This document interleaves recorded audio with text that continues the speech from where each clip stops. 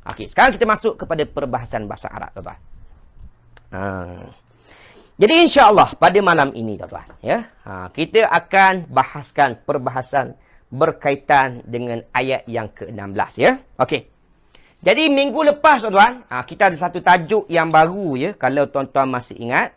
Kita bahaskan berkenaan dengan dua isim yang berdampingan, ya. Kita bahaskan berkenaan dengan apa, tuan-tuan? Berkenaan dengan dua isim yang berdampingan, ya. Dan kita dah bahaskan macam mana pasangan zat sifat dan macam mana pasangan sandar menyandar, ya. Kalau zat sifat, tuan-tuan, zat sifat, maka dua-dua kita dah bagi tahu zat sifat itu kita tengok pada isim yang kedua. Betul, tuan-tuan? Cuba tengok, ya. Saya akan tulis lebih-lebih kurang, tuan, supaya ulangan kita, tuan, ya. Zat dan sifat, tuan, ya. Kemudian pasangan yang kedua kita panggil dia mudhaf mudhafun, mudhaf mudhafun ilaih. Ya, mudhaf mudhafun, mudhaf mudhafun ilaih. Kita ada dua pasangan, tuan-tuan, ya. Sama ada pasangan zat sifat ataupun pasangan mudhaf mudhafun ilaih. Baik, sekarang, tuan-tuan, kita dah bagi tahu untuk permulaan macam mana kita nak kenal pasangan zat sifat ataupun mudhaf mudhafun ilaih. Tuan-tuan hanya fokus isim yang kedua. Mana isim yang kedua, tuan? Iaitu sifat dan juga mudhafun ilaih. Itu sahaja yang menentukan, ya, membezakan di antara pasangan zat sifat ataupun mudhaf mudhafun ilaih. Boleh, tuan? Okey, sekarang tengok lagi, tuan. Kita dah bagi tahu, tuan-tuan, kalau isim kalimah sifat itu, tuan, ya, isim yang kedua itu menunjukkan sifat, tuan, ya. Besar, kecil, panjang, pendek, tuan. Maka dia adalah pasangan zat dan sifat. Betul? Baik. Adapun kalau isim yang kedua itu tidak menunjukkan sifat, tuan, ya, bukan besar, bukan kecil, bukannya panjang, bukannya pendek, bukannya biru, bukannya putih. Betul, tuan? Tidak menunjukkan sifat, maka kita akan kenal dia adalah pasangan mudhaf mudhafun ilaih. Baik. Kemudian kita tambah, tuan-tuan, ya, kita tambah, tuan-tuan, ya, pengenalan macam mana kita nak kenal mudhaf mudhafun ilaih ataupun zat sifat kalau tak ada terjemahan. Itu persoalan kita. Betul, tuan? Sebab kita nak cuba bantu tuan-tuan sekarang macam mana kita nak kenal pasangan zat sifat dan juga mudhaf mudhafun ilaih kalau tak ada terjemahan. Jawapannya ialah kita lihat pada barisnya. Betul, tuan? Kita lihat pada apa, tuan? Kita lihat pada barisnya. Baik, sekarang cuba tengok, tuan. Cuba tengok. Untuk baris pun, tuan, perbahasan yang sama, perkara yang sama yang tuan-tuan kena lihat ialah lihat pada isim yang kedua sahaja. Boleh, tuan? Adapun isim yang pertama, tuan-tuan tak perlu ingat, tak perlu hafal, tak perlu ingat, tuan. Boleh, tuan? Sebab zat dan juga mudhaf, isim yang pertama tidak ada baris asas. Ya. Tiada baris asas, tuan. Ya. Tidak ada baris asas. Bermakna, tuan-tuan, kalau tak ada baris asas, bermakna zat dan sifat itu boleh dibaca dengan baris depan, boleh dibaca dengan baris atas, boleh dibaca dengan baris bawah. Ya? Contoh, kalau zat ataupun mudhaf itu berada di tempat fa'il. Fa'il, tuan-tuan. Tuan-tuan dah belajar ke belum fa'il? Fa'il berbaris depan. Maka waktu itu zat ataupun mudhaf mesti berbaris depan. Nampak, tuan-tuan? Jadi dia tak ada baris asas, tuan-tuan, ya. Baik, sekarang kalau kita kata pula zat dan juga mudhaf itu berada di tempat maf'ul. Kita dah belajar. Maf'ul mesti berbaris apa? Mesti berbaris atas. Maka waktu itu zat dan juga mudhaf mesti berbaris atas. Nampak, tuan-tuan? Ya. Dan dia boleh berbaris bawah ketika mana berada selepas haraf jar, haraf baris bawah. Kita dah belajar, betul, tuan? Mana-mana kalimah yang berada selepas haraf jar, wajib dibaca dengan baris bawah. Betul, tuan? Maka waktu itu zat dan juga mudhaf mesti berbaris bawah. Jadi sebab itu, tuan, sebab dia tidak ada baris asas.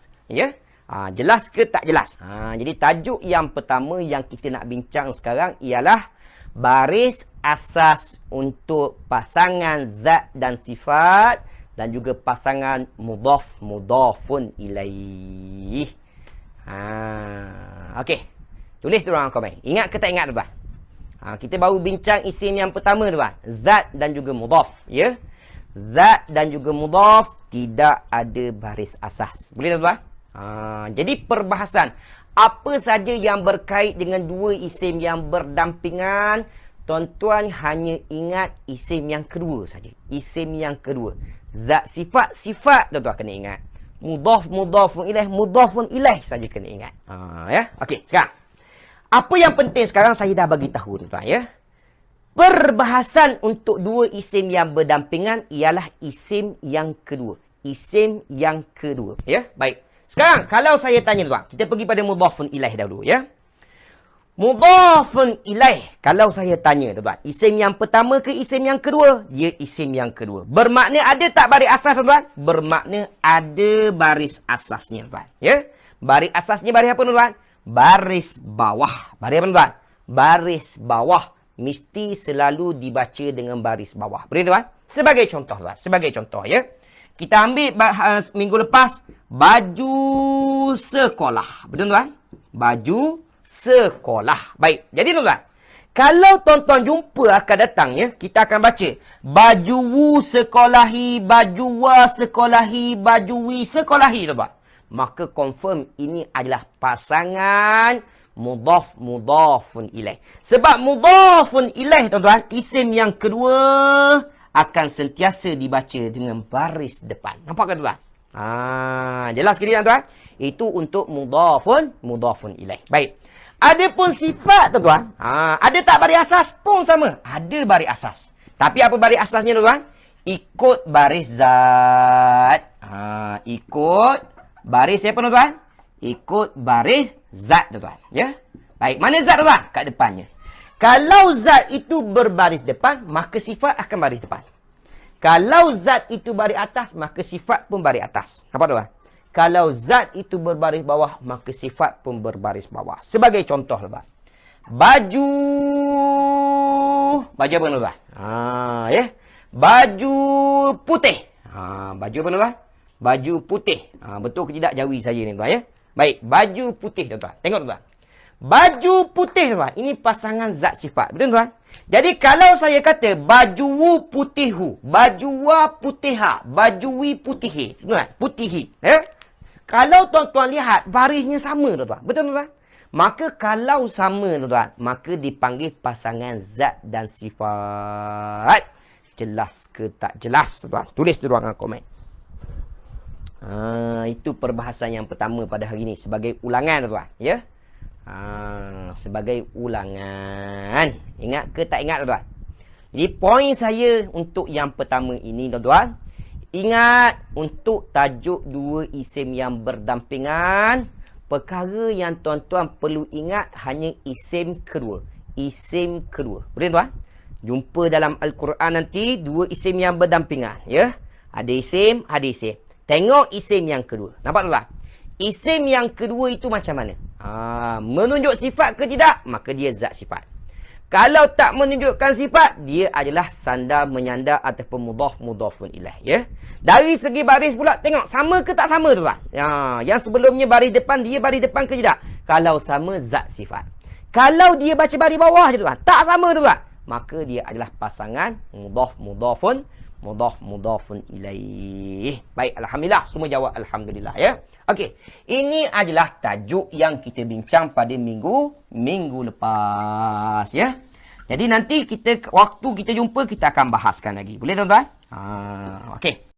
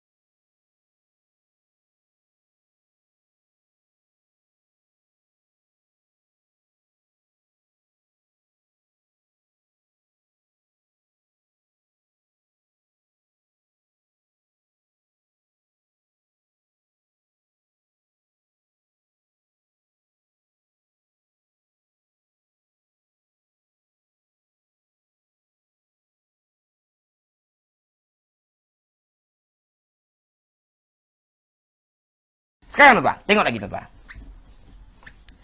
Perkara yang saya nak ulang dahulu sebelum kita masuk kepada perbahasan ayat kita, tuan-tuan. Tengok dekat depan, tuan. Saya wajib jelaskan dua perkara, tuan-tuan.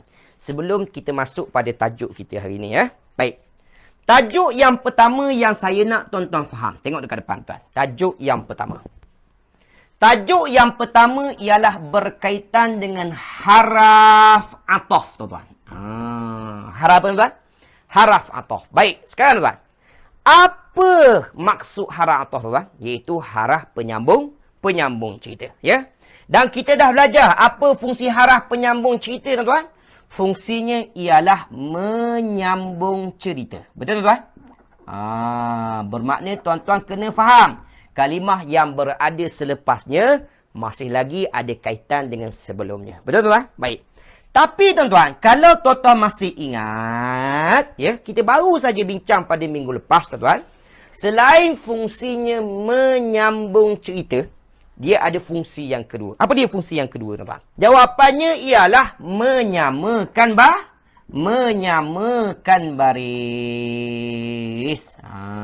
Ya, menyamakan baris.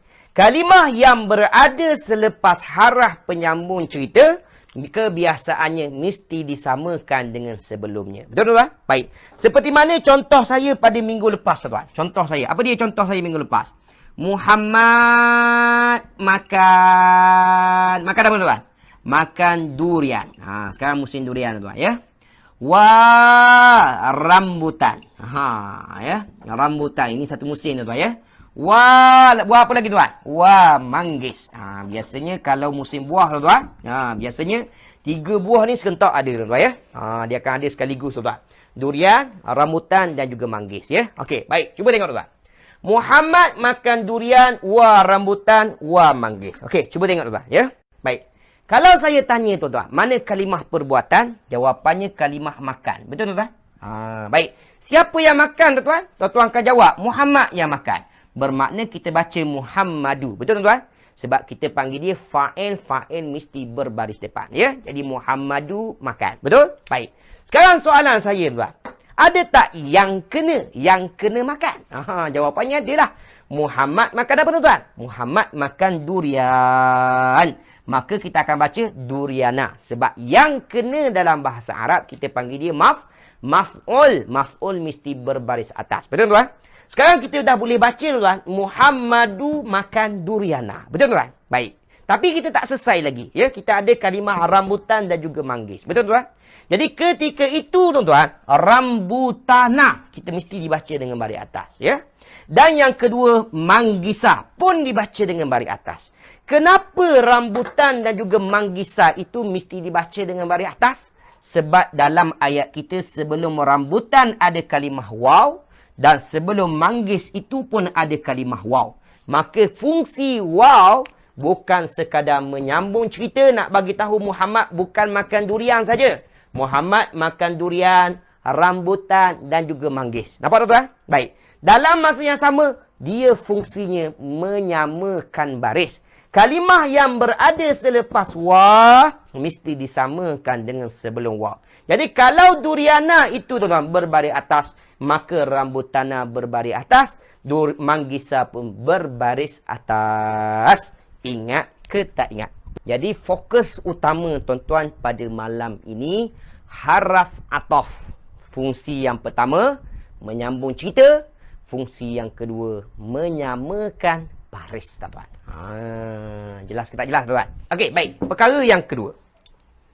Perkara yang kedua yang kita nak bincang juga, tuan-tuan, ialah berkaitan dengan mabni. Berkaitan dengan apa, tuan-tuan? Berkaitan dengan mabni. Baik, kita dah belajar, tuan-tuan. Ya, kita dah belajar. Mabni ini ialah baris hujung kalimah tidak akan berubah sampai bila-bila. Betul, tuan? Ya. Dan kita dah belajar kalimah yang kebal ini, ya, mabni ini ada 3 jenis. Ada berapa jenis, tuan? Ada 3 jenis, tuan. Yang pertama ialah kalimah haraf, tuan. Semua kalimah haraf adalah kalimah yang kebal. Betul, tuan? Kita dah belajar, kita ada haraf nasab. Ya, haraf baris atas. Betul? Kita dah belajar, kita ada haraf syarat. Ya. Ya. Kita dah belajar juga haraf apa tuan? Kita dah belajar haraf taukid. Ya. Kita dah belajar juga haraf ataf. Banyak tuan-tuan dah belajar ya. Tuan-tuan dah belajar juga haraf apa tuan? Haraf istinaf. Istinaf. Ya. Tuan-tuan dah belajar juga haraf nafi. Tuan-tuan dah belajar juga haraf nahi. Banyak tuan-tuan ya. Poin saya ni apa tuan-tuan?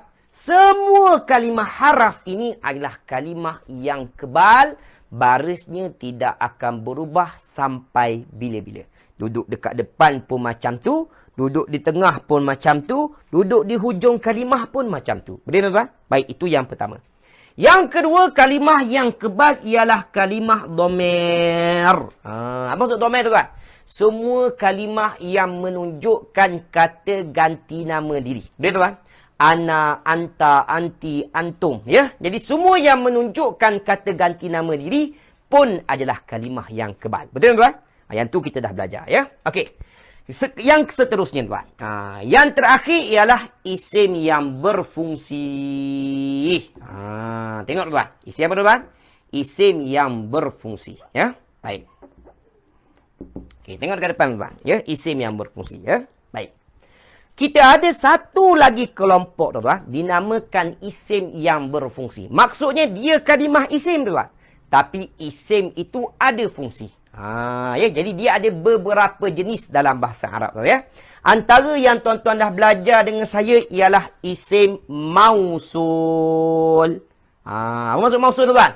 Mewakili ya. Jadi fungsinya mewakili tuan. Jadi kalau isim itu ada fungsi mewakili, maka kalimah itu kebal. Boleh tuan? Baik. Antara isim yang tuan-tuan dah belajar juga ialah isim syarat. Ya, ada fungsi ke tak ada? Ada tuan-tuan. Setiap kali jumpa kalimah syarat, cari syarat, cari jawab syarat. Maka ada fungsi ke tak ada fungsi? Ada fungsi. Maka kalimah itu juga adalah kalimah yang kebal. Boleh tuan? Baik. Antaranya lagi tuan-tuan dah belajar juga dengan saya ialah isim istifham. Isim tanya tuan. Ya? Maka apa fungsi isim tanya? Bertanyalah. Maka ada fungsi ke tak ada fungsi pun kalimah yang kebal. Boleh tuan? Baik. Yang terakhir yang tuan-tuan dah belajar dengan saya ialah isim zorof. Isim apa tuan? Isim zorof tuan. Isim zorof ini ialah isim yang menunjukkan masa ataupun tempat. Boleh tuan? Maka kalau isim itu berfungsi menunjukkan masa atau tempat, maka kalimah itu adalah kalimah yang kebal. Jelas ke tak jelas? Jadi poin saya ni apa tuan-tuan? Ya. Poin saya ni apa tuan-tuan? Ya. Semua kalimah dalam bahasa Arab, semua kalimah yang kebal tidak akan berubah sampai bila-bila. Ya. Jadi nak bagi tahunya apa tuan-tuan? Ya. Semua kalimah-kalimah yang kita bincang ini adalah kalimah yang kebal. Boleh? Okey, jadi sekarang tuan-tuan dah ada dua tajuk ulangan yang kita akan pakai nanti tuan-tuan supaya tuan-tuan faham. Boleh? Jadi kita ada haraf ataf, ada dua fungsi. Yang pertama menyambung cerita, yang kedua menyamakan baris. Yang kedua tuan-tuan, ya, yang kedua tuan-tuan, kalimah yang mabni, ya. Kita dah belajar juga ada tiga, satu haraf, satu domer, satu isim yang berfungsi, ya. Semua kalimah haraf adalah kalimah yang kebal. Semua kalimah domer yang menunjukkan kata ganti nama diri adalah kebal. Dan yang terakhir tuan-tuan, semua isim yang ada fungsi tuan-tuan, maka kalimah itu juga adalah kalimah yang kebal. Baik, alhamdulillah.